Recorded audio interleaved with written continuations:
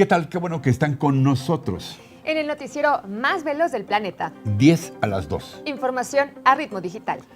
Sí, a partir de hoy estará con nosotros la periodista Carla Pulido, que ya colabora en nuestro noticiero matutino y ahora se incorpora a este espacio. Así que muy bienvenida, Carla, y un gusto tenerte con nosotros. También para mí una alegría porque siempre me he sentido parte de este equipo. Muchas gracias. La 1. Aquí los números más importantes de la consulta de revocación de mandato que se efectuó ayer domingo en todo el país. 15 millones de votantes se pronunciaron porque Andrés Manuel López Obrador continúe en la presidencia. La mitad de los que votaron por él en el 2018. 1.300.000 mexicanos votaron porque se le revoque el mandato. Solo el 18% del padrón total de 93 millones acudió a las urnas. 82 de cada 100 se abstuvieron. La 2. Esta mañana, Ricardo Rocha habló con Francisco Abundis, director general de Parametría. ¿Se puede afirmar quién gana y quién pierde en esta consulta? Difícil, depende cómo lo leas, Ricardo. Yo sí creo que, puesto en términos fácticos, yo pensaría que más que ganar, yo te diría que al presidente o a Moreno no le fue mal.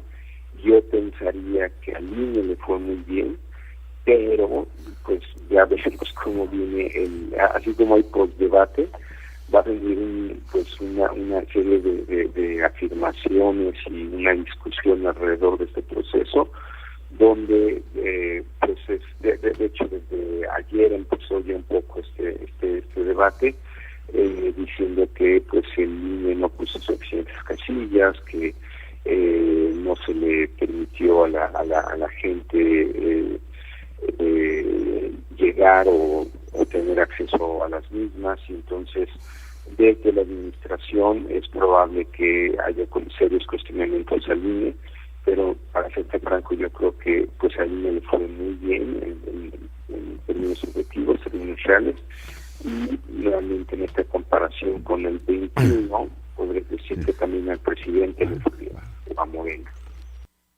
La 3. Y sobre la trascendencia legal de la consulta, hablé con ese prestigiosísimo constitucionalista que es Francisco Burgoa. ¿Cuál tu punto de vista, Francisco, sobre la jornada de ayer?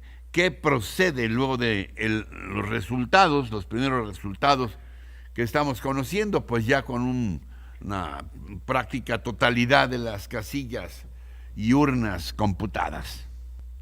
Pues mira, por una parte, Ricardo, hay que hacer énfasis en que fue un éxito la revocación de mandato desde el punto de vista de su organización. El Instituto Nacional Electoral, todas las autoridades electorales, funcionarios de casilla, permitieron contribuir para que desde la organización realmente fuera un éxito. Ahora, desde el punto de vista de la participación ciudadana, ahí están las cifras para que cada quien las pueda analizar y las debe de analizar de la forma más objetiva posible. Porque lo cierto es que hubo un abstencionismo pues de un promedio de un 83%, lo cual pues implicaría que solamente participaron ese 17% de ciudadanas y ciudadanos que son las que están en la lista nominal de electores. Es decir, más o menos estamos hablando de entre 15 y 16 millones de personas de acuerdo a este conteo preliminar, que son las que participaron. Y de esos 15, 16 millones, pues el 90% son los que votaron a favor de que el presidente de la República continúe en el cargo. Una ratificación innecesaria, porque el presidente había sido electo por una situación excepcional por 5 años y 10 meses. Es decir, el actual presidente López Obrador concluía su cargo el 30 de septiembre del año 2024.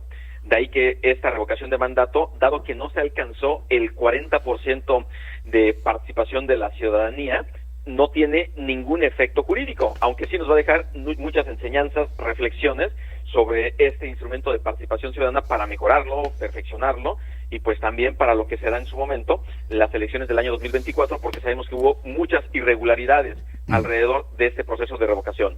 ¿Hay algunos indicios que pudieran llevarnos a la posibilidad de que hubiese alguna determinación de parte del TRIFE de anular esta consulta, o no crees que sean suficientes a pesar de las denuncias de acarreos, etcétera, etcétera.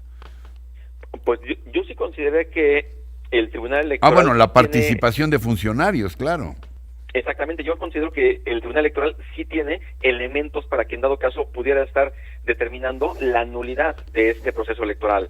Pero de ahí a que realmente lo pueda hacer, bueno, pues ya veremos qué es lo que ocurre, pero de que hay elementos para que se pueda determinar, claro, la compra de votos, el acarreo, la intromisión de las autoridades de la Administración Pública Federal, de los gobernadores de los estados, servidores públicos en general, estuvieron promoviendo de forma indebida esta revocación de mandato. La 4. Y como era de esperarse, la oposición de Va por México, PAN, PRI, PRD, ha expresado severas críticas a la consulta. Ricardo habló también con Jesús Zambrano, presidente nacional del Partido de la Revolución Democrática, el PRD. Tu primer diagnóstico de lo ocurrido ayer domingo en esta jornada de consulta de revocación de mandato. Yo creo que tiene dos grandes vertientes, Ricardo.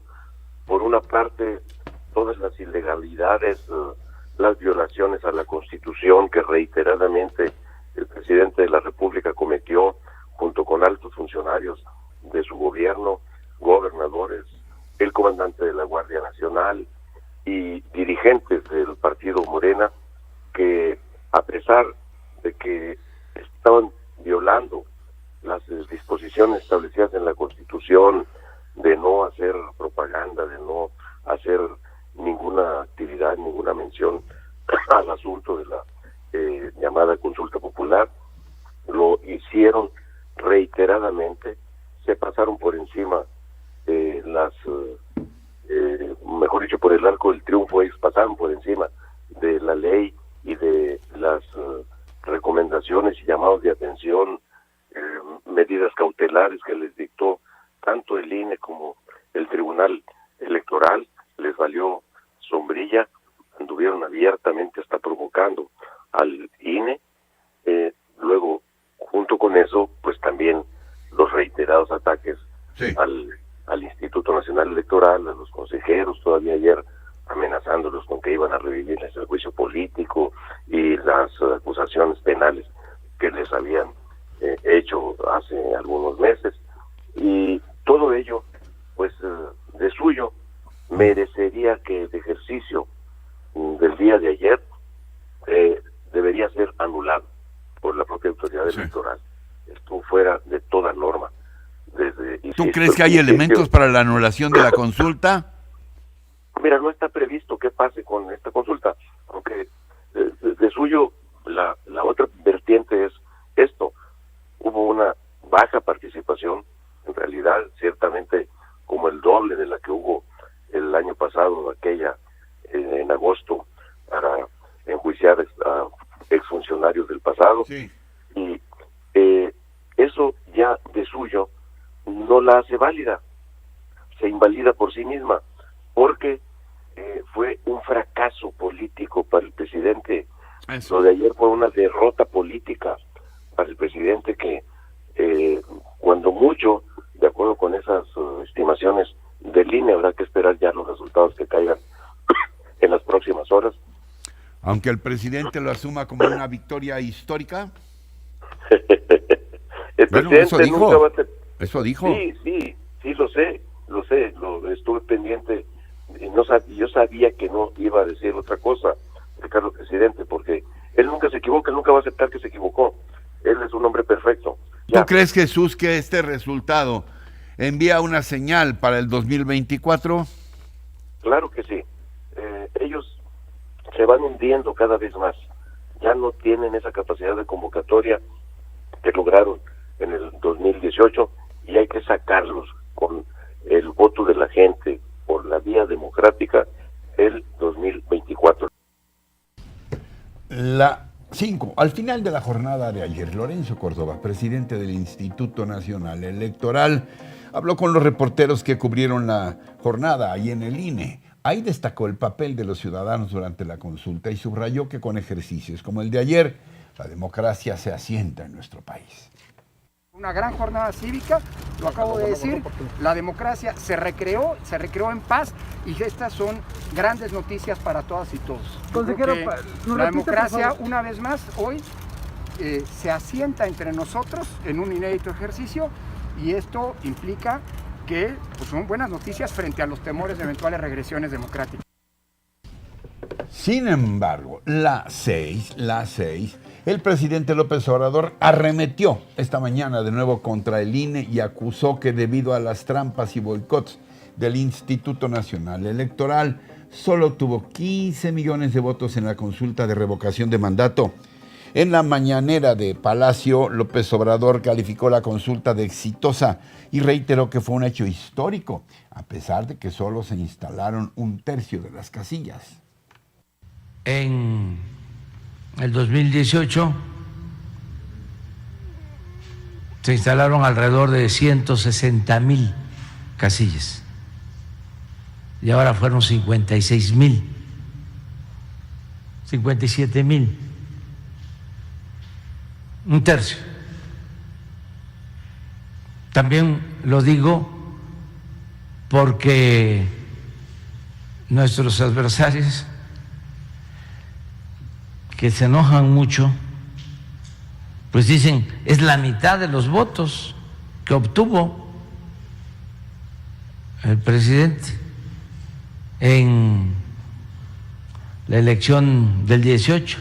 Sí, nada más que con la tercera parte de las casillas y con todas las trampas o boicot del INE, que no se aplicó para poner casillas en todos lados. López Obrador justificó que la gente salió como pudo a votar y se presentaron casos donde pueblos enteros no tenían casilla o la más cercana estaba a 40 kilómetros. Aunque reconoció que la consulta de este domingo fue un ejemplo de democracia y una buena experiencia de la participación ciudadana que se tomarán en cuenta para la próxima reforma electoral. Reiteró su llamado a los diputados priistas a que se rebelen y tomen las banderas de los revolucionarios de México y voten a favor de su reforma eléctrica, porque el PRI no gana nada aliándose con el PAN. Sobre el caso Lozoya, dijo que espera que la reparación del daño a Pemex sea justa. Por último, informó que este martes no habrá mañanera porque rendirá un informe de labores trimestral por la tarde y descansará jueves, viernes, sábado y domingo santos. Las 7. Ha iniciado ya la Semana Santa y el gobierno de la Ciudad de México hace una serie de recomendaciones a los capitalinos. La secretaria de Salud, Olivia López Arellano, hace un llamado a la población para seguir adelante con las medidas sanitarias que todos conocemos: el uso de cubrebocas, la sana distancia, el lavado de manos, algo que señala debe ya de acompañarnos por siempre. La titular de Salud recuerda a todos que la pandemia del COVID-19 aún no termina y que no obstante, gracias al conocimiento que ahora tenemos de la enfermedad, es posible realizar diversas actividades bajo los protocolos de sanidad correspondientes. Asegura que podemos seguir realizando muchas actividades al aire libre, ventiladas, que ya sabemos cuáles son las zonas de riesgo, las zonas donde no está ventilado o donde encontramos mucha gente. La vida sigue, dice la titular de Salud de la Ciudad de México. La pandemia sigue, pero podemos con estas acciones seguir con mucho cuidado, hacer muchas cosas, pero siempre cuidando, protegiéndonos y protegiendo a los demás. La 8. La historia se repite. Francia revivirá en las elecciones del 21 de abril el duelo del 2017. El centrista y actual presidente Emmanuel Macron ganó la primera vuelta de la elección presidencial con un 27.4% de sufragios y se enfrentará nuevamente en la segunda vuelta a la ultraderechista Marine Le Pen, quien obtuvo 24%. Según los resultados definitivos publicados este lunes, el izquierdista Jean-Luc Mélenchon se quedó a décimas de la segunda vuelta, al igual que el ultraderechista Éric Zemmour. La votación, celebrada tras una atípica campaña marcada por la invasión rusa a Ucrania, agudizó el declive de los partidos tradicionales, los socialistas y la derechista republicana, que solamente alcanzaron el 7% de los sufragios de este domingo. De ganar Marine Le Pen, la segunda vuelta implicaría el cambio en las alianzas internacionales, ya que ella se opone a estar en la OTAN, así como esconder su posición ultraderechista con postulados populistas. Según los primeros sondeos, Macron se impondrá en la segunda vuelta, que se realizará el próximo 24 de abril, con entre 2 y 10 puntos de ventaja. La 9. Día 47 de la guerra en Ucrania. El presidente de Ucrania, Volodymyr Zelensky, pidió este lunes a Corea del Sur que envíe armas para combatir la invasión rusa. Por medio de una videoconferencia con el Parlamento surcoreano, Zelensky señaló que el país asiático tiene armamento para detener los aviones y misiles rusos que mucho daño han causado al pueblo ucraniano. El gobierno de Kiev, en tanto, espera la gran ofensiva de Moscú en Mariupol en horas, ya que las fuerzas militares rusas están listas para el ataque.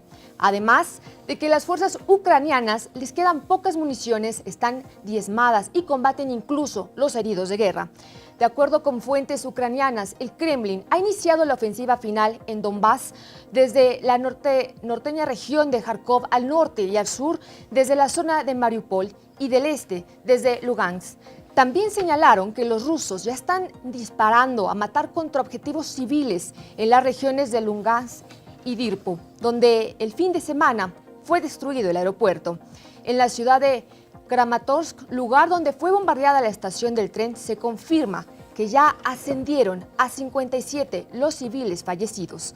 El secretario de la OTAN, Jens Stoltenberg, afirmó que la alianza establecerá una fuerza permanente en el este de Europa capaz de repeler eventuales agresiones en el futuro. Y de última hora, el presidente ruso, Vladimir Putin, recibió al canciller austriaco, Karl Nehammer, el primer dirigente occidental en visitar Moscú desde el inicio de la campaña militar rusa en Ucrania. La 10, como si se tratara de una película de terror con emociones continuas que nos mantienen al filo de la butaca, ahora resulta que ha surgido una nueva cepa del COVID-19. Sí, se trata nada menos que de la subvariante BA2, que según los expertos es ahora la que domina los nuevos contagios. Esta BA2, descubierta hace apenas 2 meses, se convirtió ya en la responsable de más de la mitad de los contagios en los Estados Unidos. Conocida también como la Omicron silenciosa, esta subvariante es ya considerada por expertos como Anthony Fauci, el asesor médico de la Casa Blanca, como una versión más contagiosa de Omicron, pero no más severa. Fauci señala que su capacidad de transmisión puede ser hasta 50 o 60% mayor que el Omicron, pero que los casos no parecen ser más severos ni tampoco parecen evadir las respuestas inmunes que provienen de las vacunas o de infecciones previas. En cuanto a los síntomas causados por BA2, especialistas señalan que son muy similares a los que presentan quienes se han contagiado de COVID-19, pero que hay 4 en particular que muestran una mayor prevalencia: tos, fatiga, congestión y escurrimiento nasal. Por su parte, la Organización Mundial de la Salud asegura que todo indica que aquellas personas que se infectaron previamente con BA1 parecen tener una fuerte protección contra un posible contagio con BA2, al menos por un periodo limitado.